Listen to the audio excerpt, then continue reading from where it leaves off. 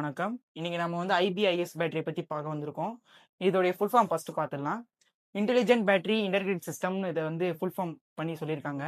இத வந்து 1970லேருந்து 1980 வரை இத வந்து உருவாக்க ட்ரை பண்ணியிருக்காங்க. 1991ல சோனி கார்ப்பரேஷனால இத வந்து வணிக ரீதியா வெளியிட்டிருக்காங்க. இது எங்கெங்க பயன்படுத்துறாங்க பார்க்கலாம்.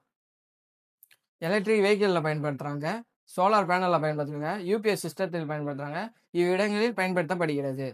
இப்ப அடுத்து இதோடைய செயல்பாடுகள பத்தி பார்த்துடலாம்.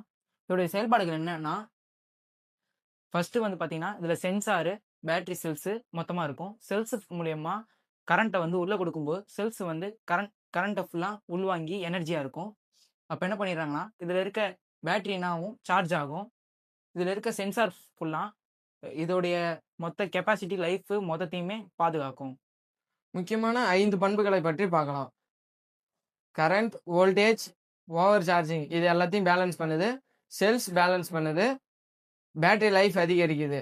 ஸோ இதுதான் முக்கியமான பண்புகள். இப்ப இதோடைய நன்மைகள பத்தி பார்த்துடலாம். இது ரொம்ப ரொம்ப சேஃப்டியான சிஸ்டமா யூஸ் பண்றாங்க. இதோடைய லைஃப் டைம் வந்து கொஞ்சம் பேட்டரியோட லைஃப் டைம் வந்து அதிகப்படுத்த இது யூஸ் பண்றாங்க. இது வந்து எலக்ட்ரிக் வெஹிக்கிள்ல வந்து யூஸ் பண்ண இத யூஸ் பண்றாங்க. ஸோ இன்னைக்கு நம்ம ஐபிஐஎஸ் பேட்டரிய பத்தி இன்னைக்கு ஃபுல்லா தெரிஞ்சுக்கிட்டோம். இந்த வீடியோ உங்களுக்கு பிடிச்சிருந்தா லைக் பண்ணுங்க, ஷேர் பண்ணுங்க.